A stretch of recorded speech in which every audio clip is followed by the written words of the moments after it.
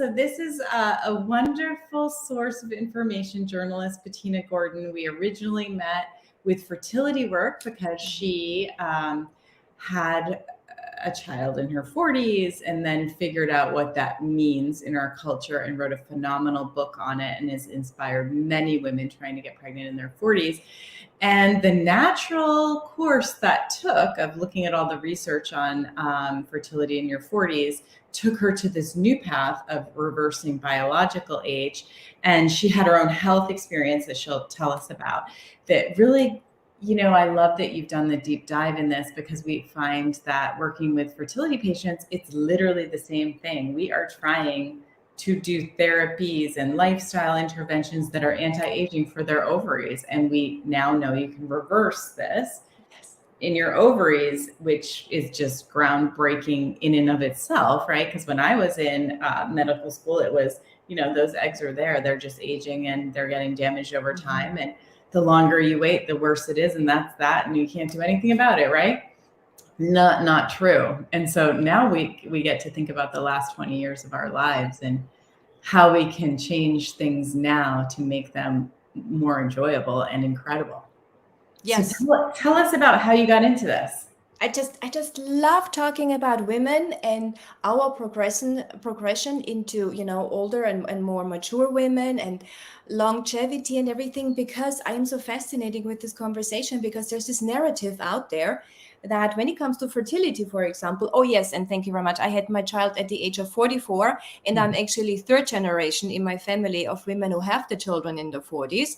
And I could not figure out why this weird narrative of, after 35, advanced maternal age, it's like, okay, the clock is ticking. Your body is going to fail you at any moment in time. Yeah. And then, my God, after 40, I could not figure out why this crazy narrative, it is so strong in our society, that it made it my personal mission to say, hang on a second, I really wanted to change this narrative, because it made no sense to me that there are millions of women around the world who are going to make the best mothers a child could ever wish for, because they're older, because they're more stable, because they have maybe a really stable relationship, financial security and everything. So because of our age, they may make the best mothers, but they're made to feel less than capable, less than fertile,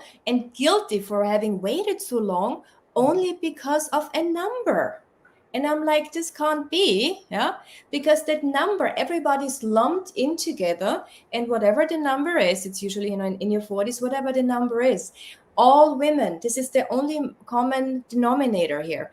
And regardless of the woman's past, the woman's upbringing, the woman's health, the woman's current status, whatever it is, this is just a number. And I'm saying, no, that can't be, that we are judging a woman only on that. And that's why, you mentioned it already, I wrote The Joy of Later Motherhood, with stories of women who had the children, the first child or children in their 40s, because I wanted to change the narrative, because the narrative is simply not true, as you just alluded to the fact that we used to think that our age is really the number one predictor of our fertility, and nothing can be improved, and it's basically downhill. From 35, it's downhill. And that is so not true. And so my book came out 5 years ago, and I wrote already about the difference of chronological age versus biological age. And so I've been fascinated with this conversation for many, many years, because chronological age is the one that always, takes up one year longer, if we're lucky enough to live longer. I mean, that's another thing. It's dictated by our birthdays. However, the biological age, the age that your body is right now, that's very different. Have you aged quicker than the average person, this norm, that we assume what 45 looks like, what 40, 50, 35 looks like? Has your body aged faster or slower? And that can be so different, as your audience knows, that you can have a 40-year-old wants to become a mom. She may have the body of a 50-year-old or of a 30-year-old. And even if she has, and this is the beauty of this whole biological age conversation, even if she would right now have a body that matches more an average 50-year-old, that doesn't mean anything. It just means she now knows, yeah, that she needs to give her body a special attention to bring this age down, to rejuvenate her body from the inside out. And this is exactly the work that you're doing. I'm just summarizing it in my own words. And that gives us a complete shift in perspective of what aging even means. What does it mean for us women in today's society? What if all the narrative that we've been taught that it is this, what if this is not true? And so I love talking about age and now longevity and biological age, because there's so much that we can do to literally reverse aging or slow down the aging process and literally reverse our biological age. And this is why, I've been fascinated with this conversation for many, many years now. I've tested my own biological age, first time in 2019. I had it tested, let's say that, not I did not. And we come to the test in a moment. And there's so much that we now know that, for example, I predict in the next 5 to 10 years, your doctor will not ask you for your chronological age. You will be judged on your biological age, because that's the one that really matters. And it's also that once you know your biological age, there are so many ways to improve it and bring it down. And that's why earlier this year, I embarked on what I call my year of getting younger. And I would love it if you would follow me, because I had, since I was testing first in 2019, and I had fantastic results, but I didn't really know why. Yeah. So I had really tested my biological age 5 to 8 years younger on average through the years, but I didn't really know why exactly that was. And then I came across this book, Younger You. So then I decided I'd do my year of getting younger. Then I found this book, which I highly recommend if you are, by Dr. Carol Fitzgerald. If you're interested in this conversation, get the book. It's awesome. And then I understood why it made sense to me why I had these fantastic results in the past without really knowing exactly what I'm doing. And here, if you have any question in between, let me know. Otherwise, I would now tell the story why this conversation about biological age, my dears, is not just, it's about your health and your longevity and your health span. I really want to make the point that bringing down your biological age is way more, than just a vanity metrics. Like, oh, look at me, I'm 50, I'm 53 right now, chronological 48. I would like to bring it down the other way around. Chronologically 53, biologically 48, and I would like to bring my bio age down to 40 within this year. Let's see how well I'm doing. Yeah. But it's not. Let me interrupt there, because I want to say, so I think people listening might wonder, why does she think she has this biologic age? So tell us how you determined that. Yes. Okay. Very good point. Yeah. I also, in order to determine your biological age, it's usually a blood test that you can take. And there is a variety of companies now that offer that service. It's not usually that you can go to your doctor and say, hey, I want to do this. There are specialized offices, businesses that are doing this now. And there's a whole variety out there. So I actually prepared a PDF with the link below, with the tests, the tests that I have taken in the past, and the tests that are recommended by the scientists and the doctors in the longevity field. You find the link below. You could also go to bettinagordon.com/test and get my list of the gold standard of the tests in the industry right now. And for example, there are two ways of testing. I was testing in the past, and I will continue with a company called Inside Tracker. And what they do, you give blood. So you sign up make an account with them.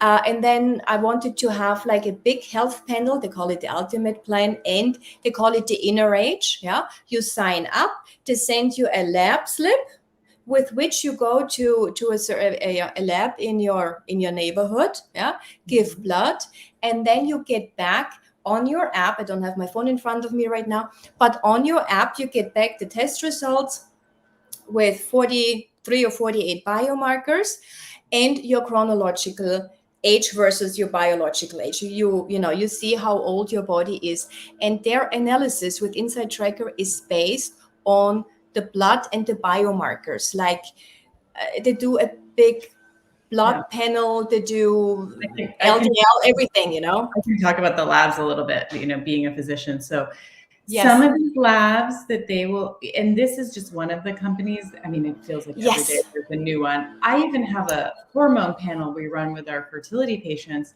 that has one of these incredible anti-aging markers on it. And it's just in the hormone panel. So every day we're getting more and more ways to get this data. But which biomarker are you referring to?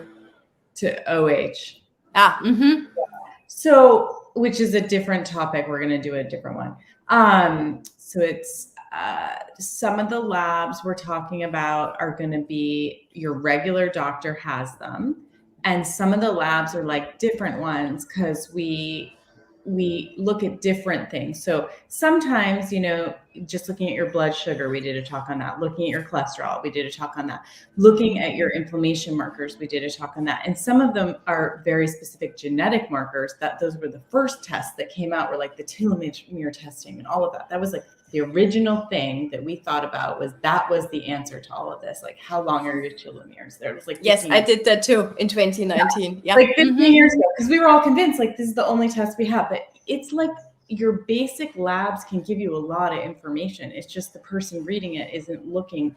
They're looking for disease. Those are markers for disease. That's these basic labs. They're not looking at, are we thinking about this for anti-aging? Are we thinking about this in correlation with cardiovascular disease and your risk of various dementias and joint pain and those kind of things? No, we're just looking at it like, do you have a diagnosable disease? So a lot of it is thinking differently about how we do our lab tests. So I would say it's blood and urine tests are really, really good these days. Yes. A lot of different companies and a lot of different ways of processing the information. So it gets a little bit complicated, this lab testing for people. But I think one of the main things is looking at your family and thinking like, what do you have? Like, what are you worried about? And then determining what needs to be tested.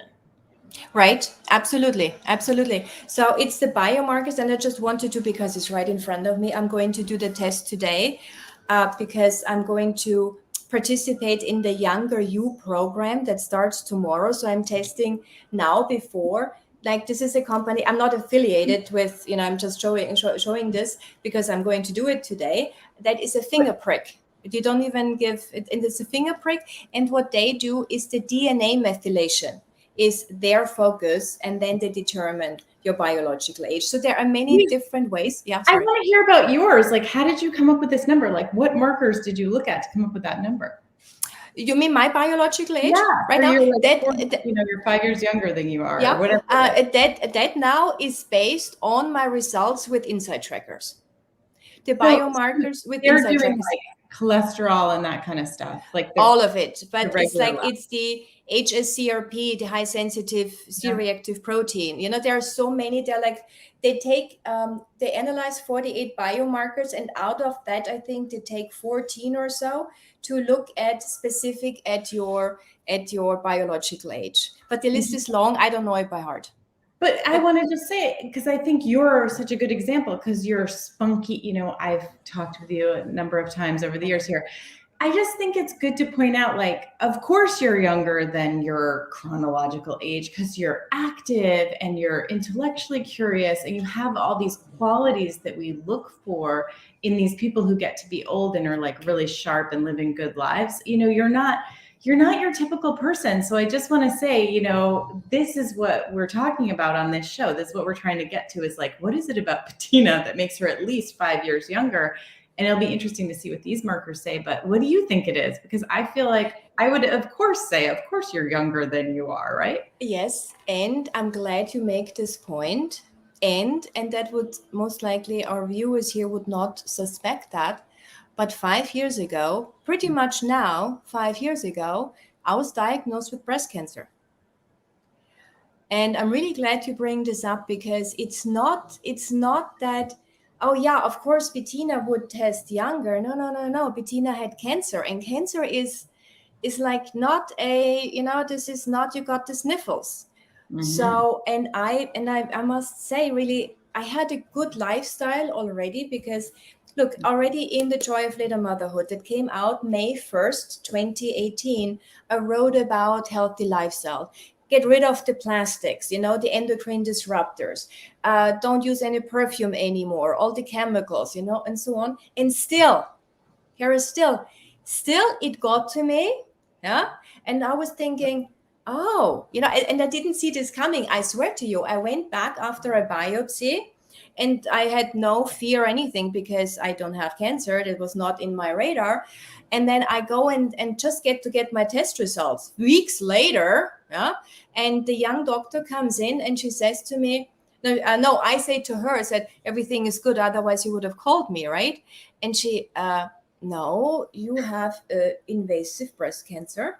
Wow. And I did not see this coming. And I blurred out, literally, I said to her, but I don't do cancer, I do health. And she was like, it's like, in hindsight, it was almost comical, not in that moment, but in hindsight, this is how I could not see this, I didn't see this coming. Wow. And she was like, oh, no, it's true. And she gave me the paper. It's like, I'm sure never any patient had ever reacted like this. And it was a rather intense cancer journey that taught me a lot about myself, about my abilities. Like, it brought me to the edge of me, and then beyond the edge of my strength. And then I had to master more and more. My child was only 4 at the time. It was 1 month before my book launched that I had worked on for years. And just 1 month before, all of a sudden, I didn't have the wherewithal. I cannot deal with the book launch. I'm dealing with my health now. And I learned a few things, Kara, that I think are important. That shit happens. Pardon my French. It can totally happen. What is important is to not take a diagnosis, whatever it is, on as this is something that you now need to carry for the rest of your life. I knew instinctively, and I think this is a part of big motivation why I'm doing the work that I'm doing today now, because I realized in that moment that my diagnosis was nothing other than a snapshot of my health in that moment in time. And I knew this is the last time I have a diagnosis like this. From now on, I have a new identity. And the new identity is becoming a woman of optimal health, or actually already being a woman of optimal health.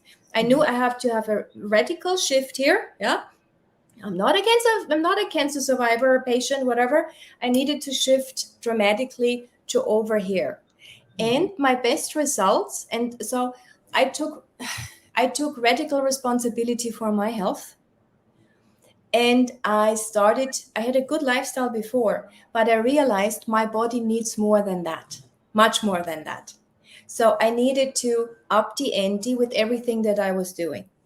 I really cleaned up my diet even more so. I went daily walks with my then dog, Georgia, half an hour, 2 hours in nature, So I really did that. And because of that lifestyle, I now understand. I went on a sort of anti-cancer diet, yeah, which I now understand is also helping with your biological age. Yeah. So it's the same diet, right? Yes. Yes. All this, the fertility diet, the perimenopause diet, with a few variations. It's exactly. Yes. Basically an anti-inflammatory diet that has incredible herbs and spices that are anti-inflammatory and promote circulation, and you have lean proteins and you have great sources of fat, and you have plenty of hydration. I mean, it's like a really basic thing that covers everything, right? Yes. But yes. it's not what everyone eats.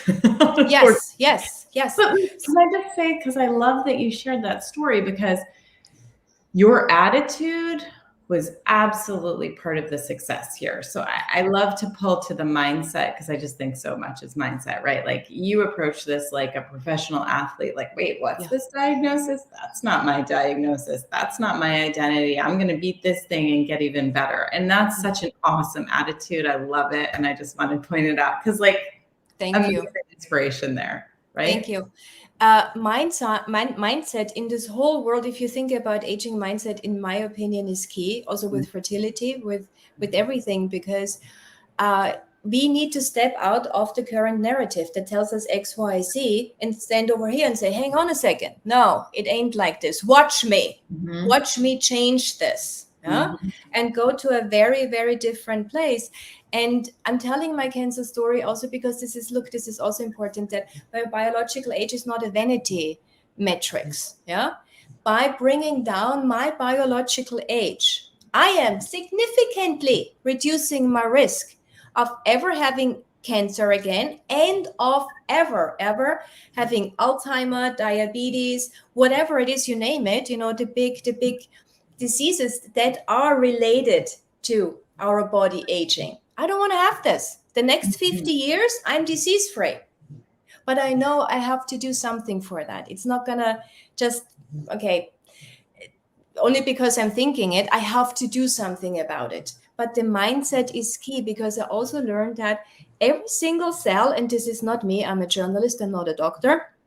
I know how to research, and I listen to so many doctors. I fall asleep with podcasts of doctors in the longevity world in the evening.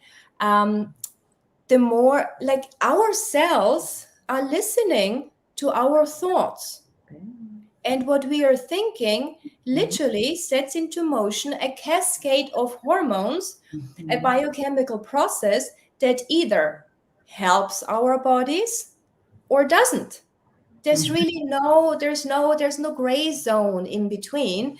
Like, you cannot always think positive, but if you do it the majority of the time, and if you go to an empowering thought instead of the disempowering one, more often than not, you just need to have more than 50%.